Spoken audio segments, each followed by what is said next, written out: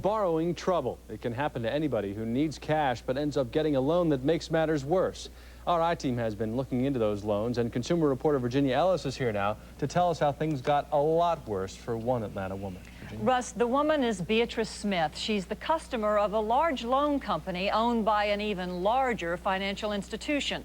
Tonight we have her story, even though her bank didn't want us to tell you.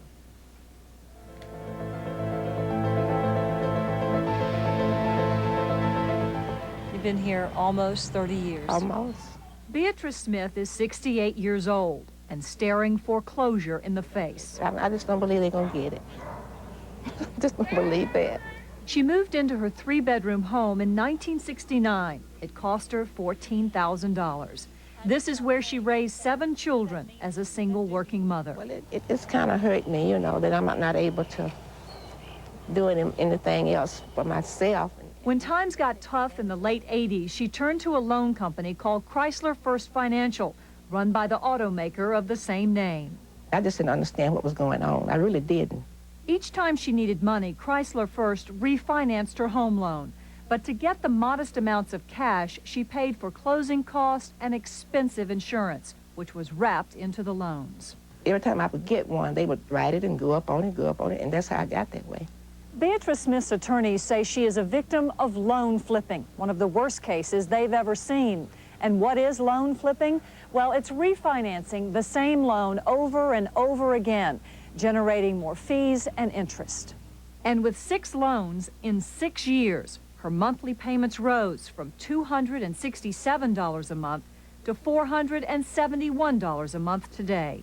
They're gouging her. I mean, that's all there is to it. They're gouging these people. I can't make the next monthly payments now.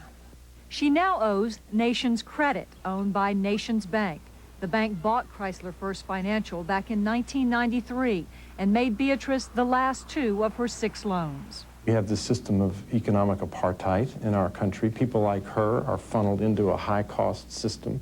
Bill Brennan claims Nations Credit offers high-cost loans to people like Beatrice Smith who have few options because of their poor credit histories. We honestly try to assist this customer.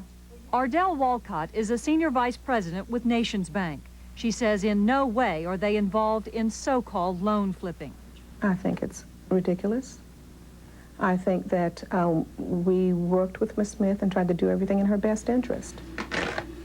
Walcott says Nations Credit gave Mrs. Smith lower interest rates and lower payments. And while some lenders are accused of going after the equity in borrowers' homes, Walcott says not so at Nations Credit. And certainly, we did not make a loan to this customer or any other customer, you know, on the premise that we would eventually foreclose on it.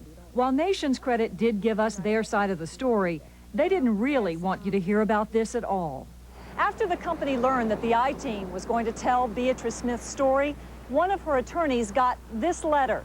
Nations Credit wanted the story killed, and there would be a price to pay if it wasn't.